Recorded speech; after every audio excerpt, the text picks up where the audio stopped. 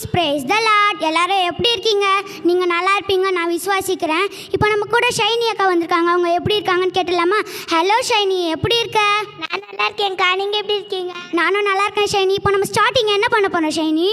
ப்ரேயர்க்கா. Okay, இப்போ நம்ம ப்ரேயர்க்குள்ளே போயிடலாமா? ஆண்டவரே, உம்மை நன்றியோடு துதிக்கிறேன் ஏசப்பா. சோத்திரம் சண்டே ஸ்கூல் ஊழியத்துக்காய் சோத்திரம் கர்த்தாவே. சிறுவர்களை அருகே அழைத்து கர்த்தாவே ஏசப்பா. பரலோக ராஜ்யம் இப்பேற்பட்டவர்களே சொன்ன தேவன் கர்த்தாவே. அப்பா, சிறு பிள்ளைகளை அதிகமாக நேசிக்கிறபடினால் உமக்கு நன்றி செலுத்துகிறேன் கர்த்தாவே. இந்த சிறியவர்கள் ஒருவருக்கு செய்கிறதெல்லாம் எனக்கே என்று சொன்னவர் கர்த்தாவே. அப்பா, இந்த சிறு பிள்ளைகளை கர்த்தாவே பா தாவே சோத்திரம் கர்த்தாவே. அப்பா, இந்த சிறுவர்களை போல மனம் திரும்புங்கள் என்று சொன்னவரே. மனம் திரும்புங்கள், பரலோக ராஜ்யம் சமீபமாயிருக்குன்னு சொல்லி கர்த்தாவே பரலோக ராஜ்யத்தை உரியவர்களாய் கர்த்தாப்பா இந்த பூமியில் பிறக்கிற ஒவ்வொரு மனுஷர்களையும் உருவாக்குற தேவன் கர்த்தாவே. இந்த சிறு பிள்ளைகளையும் கர்த்தா உருவாக்கி வருவதற்காக உமக்கு நன்றி செலுத்துகிறோம் கர்த்தாவே. உமக்கு சோத்திரம் கர்த்தாப்பா கர்த்தாவே ஏசப்பா. சோத்திரம் கர்த்தாவே. இந்த சிறு வயதில் கற்றுக்கொள்ளுகிறதான பாடங்கள் கர்த்தாவே முதிர் வயது வரையும் கர்த்தாவே அப்பா சோத்திரம் கர்த்தாவே காக்க கர்த்தாவே வல்லவர் ஏசப்பா. சோத்திரம் வாலிபன் தன் வழியை அதனால் சுத்தம் பண்ணுவான் என்று சொன்னவர் கர்த்தாவே. தன் வார்த்தையினால் காக்கப்பட்டு கர்த்தாவே ஏசப்பா சுத்தம் செய்கிறோம் என்று சொன்னவர் கர்த்தாவே. தேவனே, இந்த பிள்ளைகளோடு கூட இருப்பதுக்காய் ஸ்தோத்திரம் ஏசுவானவர். ஞானத்திலும் வளர்த்தியிலும் தேவகிருபையிலும் மனுஷ தெய்விலும் அதிகமாய் விருத்தி அடைந்தது போல கர்த்தாவே ஏசப்பா. ஸ்தோத்திரம் கர்த்தாவே. அப்பா, இந்த பிள்ளைகள் கர்த்தருடைய பிரமாணங்களை கற்றுக்கொண்டு நடக்கிறபடியினால் கர்த்தாவே முதியோர்களை பார்க்கலும் கர்த்தாவே ஞானமுள்ளவர்கள் என்று கர்த்தாப்பா இப்படியாய் கர்த்தாவே பொறுப்பேற்று நடத்தும்படியாய் ஜெபிக்கிறோம். கர்த்தருடைய கரங்களில் இந்த சிறு பிள்ளைகள் ஒவ்வொருவரையும் அர்ப்பணிக்கிறோம். ஏசு கிறிஸ்து மூலம் ஜெபிக்கிறோம் நல்ல பிதாவே, ஆமென். ஓகே குட்டீஸ், இப்போ நம்மளுக்காக ஆன்ட்டி சூப்பராக ப்ரேயர் பண்ணி முடிச்சிட்டாங்க. அடுத்து என்ன பார்க்க போகிறோம் ஷைனி? டான்ஸ்க்கா. டான்ஸா? எனக்கு ரொம்ப பிடிக்குமே, நானும் ஆடட்டா? ஆங்க, நம்ம எல்லாருமே சேர்ந்து ஆடலாம். ஓகே குட்டீஸ், இப்போ நம்ம சூப்பராக ஒரு டான்ஸ்குள்ளே போயிடலாமா?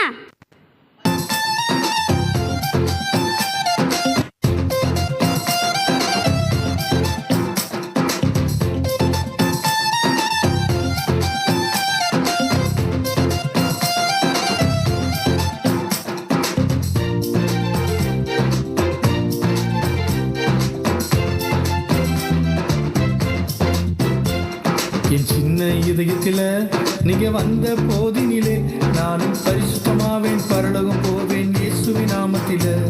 என் சின்ன இதயத்தில் நீங்க வந்த போதினிலே நானும் பரிசுத்தமாவேன், பரலோகம் போவேன் இயேசுவின் நாமத்தில.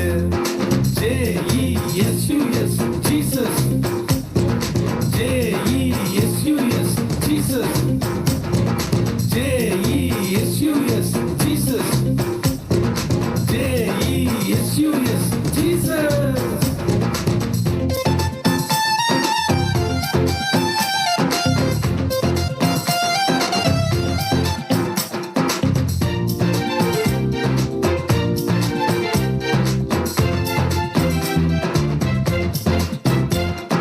நானும் பாவத்தில விழுந்தேன் சகதியில, என்னை எடுத்து கழுவி தூய்மைப்படுத்தும் இயேசுவின் ரத்தத்தில. நானும் பாவத்தில விழுந்தேன் சகதியில, என்னை எடுத்து கழுவி தூய்மைப்படுத்தும் இயேசுவின் ரத்தத்தில. என் சின்ன இதயத்தில நீங்க வந்த போதினிலே நானும் பரிசுத்தமாவேன், பரலோகம் போவேன் இயேசுவின் நாமத்தில. என் சின்ன இதயத்தில நீங்க வந்த போதினிலே நானும் பரிசுத்தமாவேன், பரலோகம் போவேன் இயேசுவின் நாமத்தில. J-E-S-U-S Jesus, J-E-S-U-S Jesus, J-E-S-U-S Jesus, J-E-S-U-S Jesus.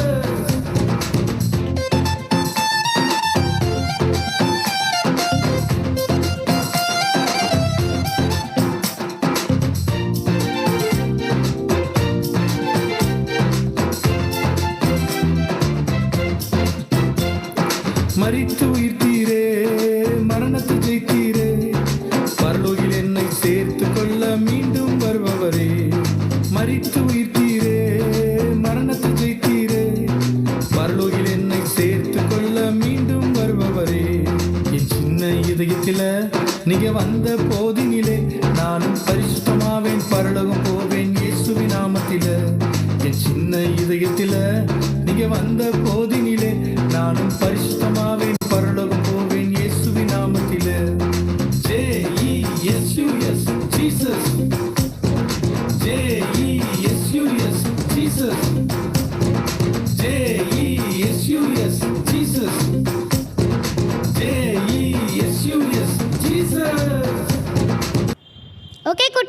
நம்ம சூப்பராக டான்ஸ் ஆடி முடிச்சாச்சு. அடுத்து என்ன பார்க்க போகிறோம் ஷைனி?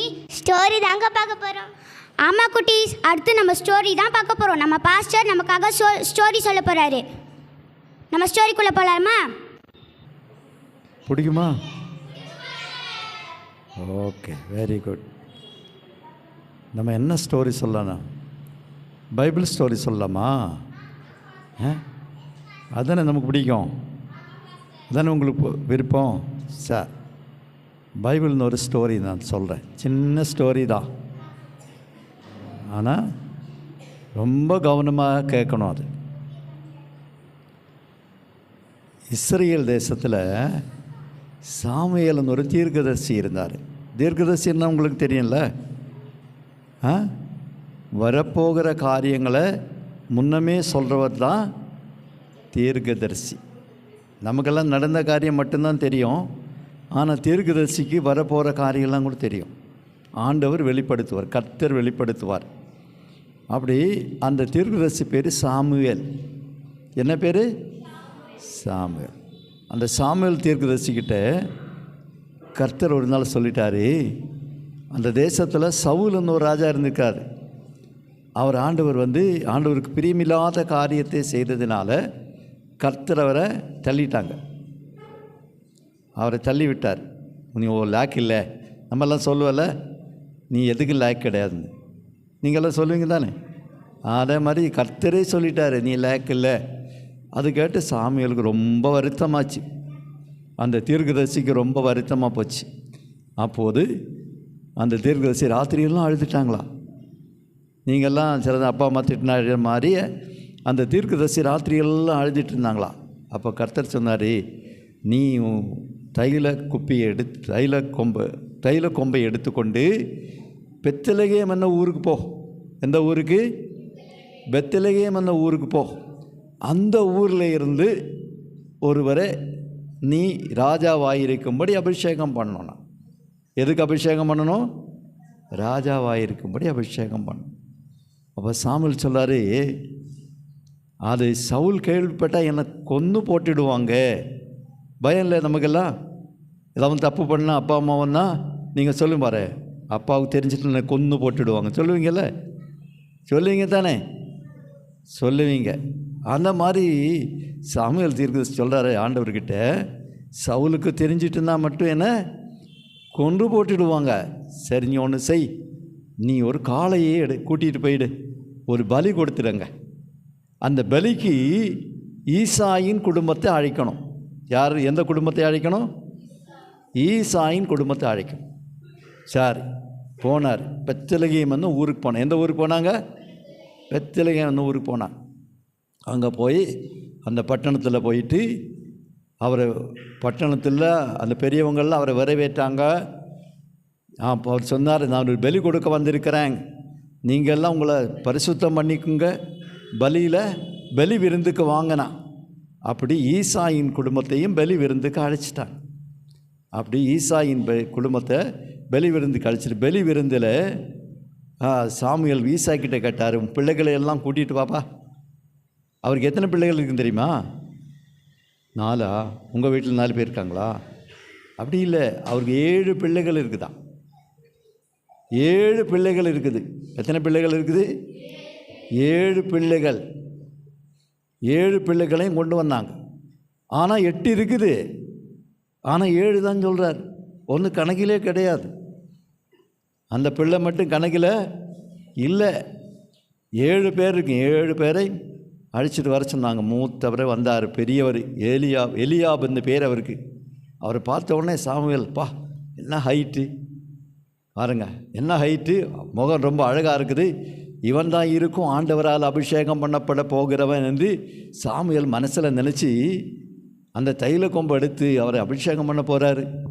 அப்போ கர்த்தர் சொல்கிறாரு, வேணாம் வேணாம் வேணாம், மனுஷன் பார்க்கிற விதமாக நான் பாரேன். மனுஷன் முகத்தை பார்க்குறான், நானும் இதயத்தை பார்க்குறேன். அப்போ புரிஞ்சு இவன் அபிஷேகம் பண்ணும்படி ஆண்டவருக்கு சித்தம் இல்லை. அப்போ 2வது ஆளை வந்தாங்க, அபிநாதாப் வந்தாங்க. ஆண்டவர் சொன்ன இவனும் கிடையாது. அப்புறம் ஷம்மா வந்தார். அவனும் இல்லைன்னா அப்படி 7 பேராக வந்துச்சு. 7 பேரை ஆண்டவர் தெரிந்து கொள்ளவே இல்லை. அப்போ கேட்குறாரு, உனக்கு இனி பிள்ளைகள் வேறு யாராவது இருக்கிறாங்களா? நம்ம வீட்டில் யாராவது சொந்தக்காரன் வரும்போது உங்களுக்கு எத்தனை பிள்ளைங்கள் கேட்டால் இருக்கிற பிள்ளைகள்லாம் கரெக்டாக சொல்லிடுவாங்கள்ல. ஆனால் இந்த வீட்டில் மட்டும் ஒரு பிள்ளையை விட்டுட்டு தான் சொன்னாங்க.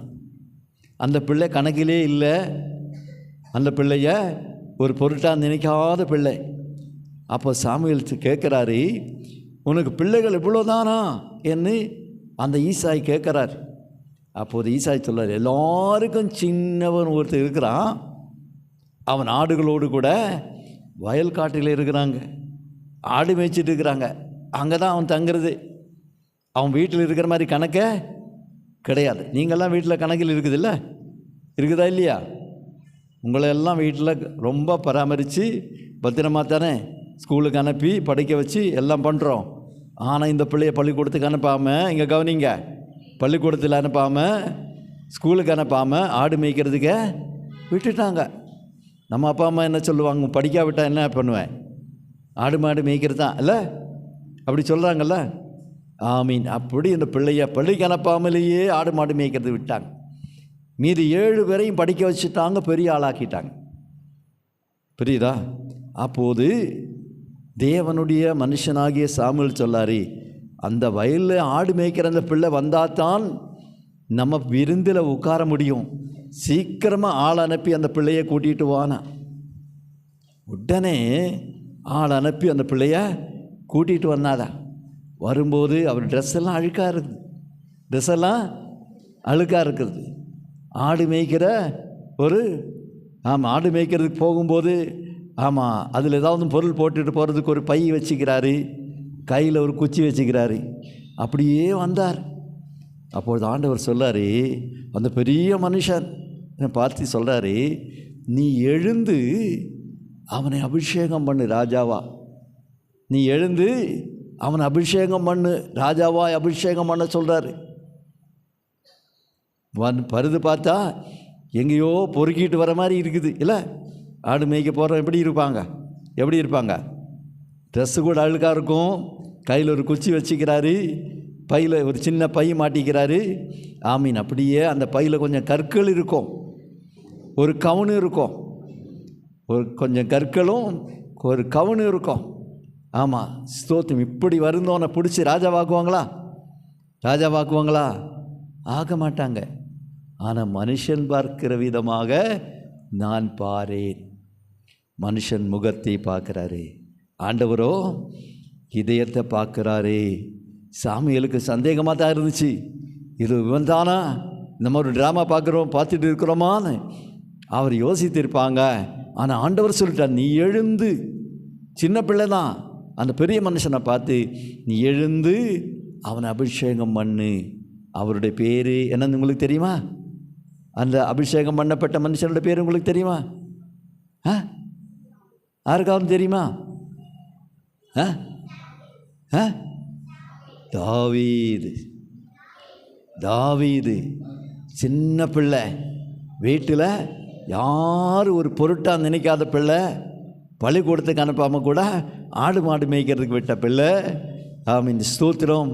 ஆனால் ஆண்டவர் பார்வைக்கு அவர் தான் ராஜாவாக இருக்கிறதுக்கு தகுதியான மனுஷனாக இருந்தார். புரியுதா? அந்த தாவீது ஆட்டு தொழுவங்கள்னு ஆண்டவர் எடுத்தாருன்னு சொல்கிறார். ஆட்டு தொழுவங்கள் எடுத்து இஸ்ரேலுக்கு ராஜாவாக இருக்கும்படி அபிஷேகம் பண்ணினாரே. காரணம், அவருடைய இருதயத்தின் உண்மையை தான் ஆண்டவர் பார்த்தார். ஆண்டவர் நம்மளை பார்க்கும்போது எப்படி பார்ப்பாங்க? நம்மளை எப்படி பார்க்குறாங்க? நம்ம சரீர வளர்ச்சியாக பார்க்குறோம், 6 அடி உயரம், அழகாக இருக்கிறது, அதான் நம்ம பார்க்குறது இல்லை. ஆண்டவர் நம்முடைய இதயத்தை தான் பார்க்குறாரு. நம்முடைய இதயம் ஆண்டவருக்கு முன்பாக பரிசுத்தமாக இருக்கணும், சுத்தமாக இருக்கணும். வேதத்தில் ஒரு வசனம் என்ன சொல்லுதுன்னா, இதயத்தில் சுத்தமுள்ளவன் பாக்கியவான், அவன் தேவனே தரிசிப்பான். இன்றைக்கி உலகெல்லாம் பார்க்குறது வளர்த்தி அழகு தான் பார்க்குறோம், சரீர வளர்ச்சியும் அழகாக தான் பார்க்குறோம். ஆனால் ஆண்டவர் அப்படி பார்க்குறதே கிடையாது. புரியுதா? நம்முடைய பண வசதியோ நம்முடைய சரீர வளர்ச்சியோ நம்முடைய அழகையோ ஆண்டவர் பார்க்கறது இல்லை. நம்முடைய இருதயத்தை பார்க்குறாரு. நம்ம இதயம் ஆண்டவருக்கு முன்பாக எப்படி இருக்கணும்? குற்றமற்றதாக இருக்கணும், உண்மையாக இருக்கணும். அவன் தன் இதயத்தின் உண்மையின்படி அவை மேய்க்கும்னு சொல்லியிருக்கிறார். அப்போ அவனுடைய இருதயம் எப்படி இருந்துச்சா? உண்மையாக இருக்கணும், பொய் சொல்லக்கூடாது. அப்பா அம்மாவுக்கிட்ட போய் சொல்லலாமா? அப்பா அம்மாக்கிட்ட போய் சொல்லலாமா? சொல்லக்கூடாது. யாருக்கிட்டுமே போய் சொல்லக்கூடாது. புரியுதா? உண்மையாக இருக்கணும். தாவீதில் ஆண்டவர் கண்டவனுடைய இருதயம் உண்மையாக இருந்துச்சு.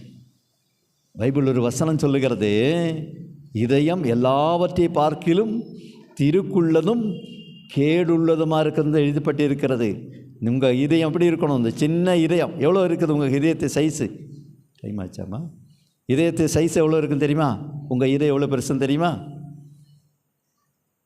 எவ்வளோ இருக்குது? அவ்வளோவா இருக்குது. உனக்கு டபுள் இதயம் இருக்குது போல தெரியுத. ஒரு மனுஷனுடைய இதயம் அவனுடைய கை இப்படியாக பிடிச்சா எப்படி இருக்குதே, அவ்வளோதான் இருக்குது. அப்போ உங்கள் இதயம் எப்படி இருக்கும்? உங்கள் கை நல்லா டைட்டாக பிடிச்சி பாருங்கள், அவ்வளோதான் இருக்குது. அந்த இதயம் ஆண்டவருக்கு முன்பாக சுத்தமாக இருக்கணும். ஆமீன். அப்போ ஆண்டவர் முகத்தை பார்க்கல, ட்ரெஸ்ஸை பார்க்கல. ட்ரெஸ்ஸை பார்த்தா தாவீது டிஸ்கார்டு தான், சேர்த்துக்கவே மாட்டாங்க. ஆமீன், ஸ்தோத்திரம். அவனோட படிப்பை பார்த்தா சுத்தம். நம்ம பாஷையில் சொன்னால் படிப்பை பார்த்தா சுத்தம், அவுட்டு தான்.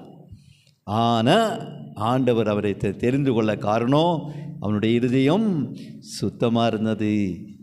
பொய் பித்தலாட்டம் அவங்ககிட்ட இல்லை. நம்ம இப்படி இருக்கணும்? ஆண்டவருக்கு முன்பாக குழந்தைகளாகி நீங்கள் உங்கள் இதயம் சுத்தமாக இருக்கணும். இதயம் சுத்தமாக இருந்தால் இதயத்திலிருந்து வருது தான் வாய் பேசுமா. நம்ம வாயில் பொய் பேசுகிறோம்ல, அது எங்கேருந்து வருது? எங்கேருந்து வருது? அப்போ இனிமேல் பொய் பேசுவீங்களா? நீ அப்பா அம்மாக்கிட்ட பொய் சொல்லக்கூடாது. ஸ்கூலில் பரீட்சைக்கு மார்க் வரும்போது அந்த கரெக்டு மார்க்கு வீட்டில் வந்து சொல்லிடணும். என்ன சோத்திரம், அம்மா அடிச்சிடுவாங்க அப்படி பயந்து தப்பெல்லாம் சொல்லிடக்கூடாது. உண்மையை சொல்லணும், உண்மையை பேசணும், உண்மையாக நடக்கணும். அந்த தாவீதை உயர்த்தி இஸ்ரேல் அனைத்துக்கும் ராஜாவாக மாற்றினார். எத்தனை வருஷம் ராஜாவாக இருந்தார் தெரியுமா? எத்தனை வருஷம்? 5 வருஷம் இல்லை, 40 வருஷம். எத்தனை வருஷம்? அவர் மரிக்கிற வரைக்கும் ராஜா. அவ்வளவா உயர்த்தினாரே. காரணம் உண்மை. ஆமீன், ஸ்தோத்திரம். வேதம் என்ன சொல்லுது தெரியுமா? உண்மை உள்ள மனுஷன் பரிபூர்ண ஆசீர்வாதம் பெறுவாங்களாம். இப்போ நீங்கள்லாம் உண்மையாக இருப்பீங்களா? யாரே மாதிரி? தாவீதை மாதிரி.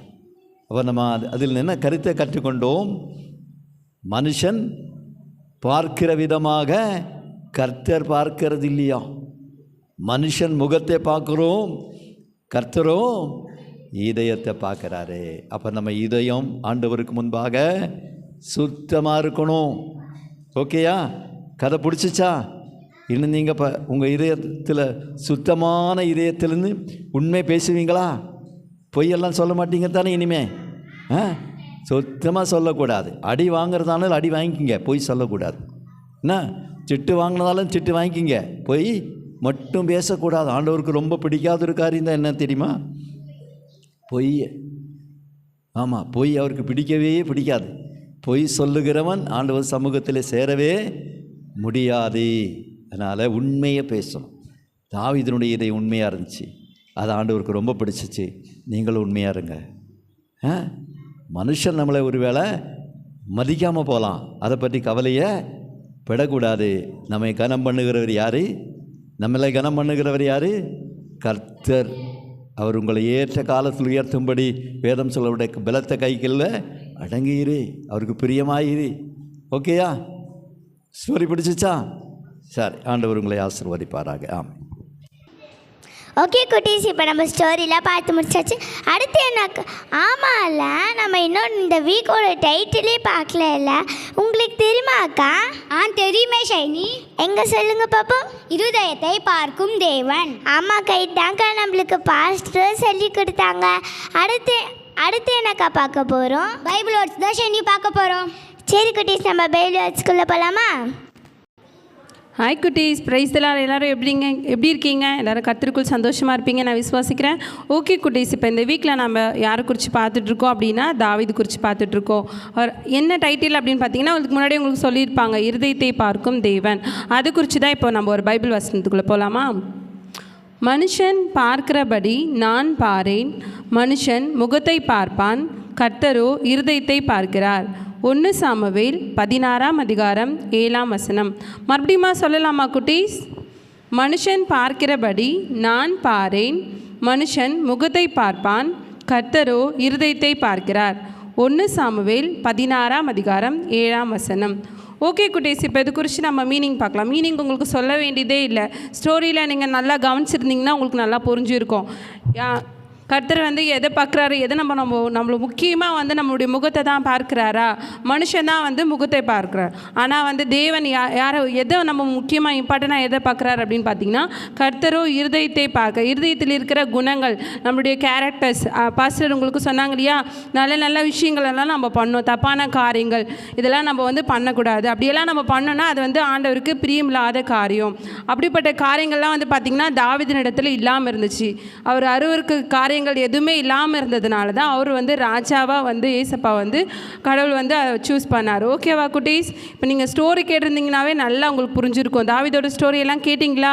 நல்லா கவனிச்சிருந்தீங்களா? உங்களுக்கு சூப்பராக புரிஞ்சிருக்கும். நல்லா டீட்டெயிலாக உங்களுக்கு எக்ஸ்பிளைன் பண்ணார். புரிஞ்சிச்சா உங்களுக்கு? ஓகே குட்டீஸ், இப்போ மறுபடியும் வசனத்தை கேட்கலாம். மனுஷன் பார்க்கிறபடி நான் பாரேன், மனுஷன் முகத்தை பார்ப்பான், கர்த்தரோ இருதயத்தை பார்க்கிறார். 1 சாமுவேல் 16:7. ஓகே குட்டீஸ், இப்போ நம்ம நெக்ஸ்ட் வீக்கில் இன்னொரு புதிய வசனத்தில் பார்க்கலாம். ஓகே குட்டீஸ், இப்போ எல்லோரும் ப்ரேயர் பண்ணலாமா?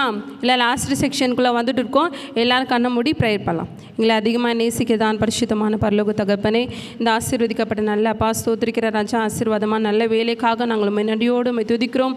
நாங்கள் ஸ்தோத்திரிக்கிறோம் தகப்பனே. இந்த நாளிலே கூட ராஜா ஆண்டவரே அப்பா நீர் பேசின அப்பா நீர் எங்களோடு கூட பேசி நம்முடைய வார்த்தைகளுக்காக நாங்கள் நன்றி செலுத்துகிறோம்.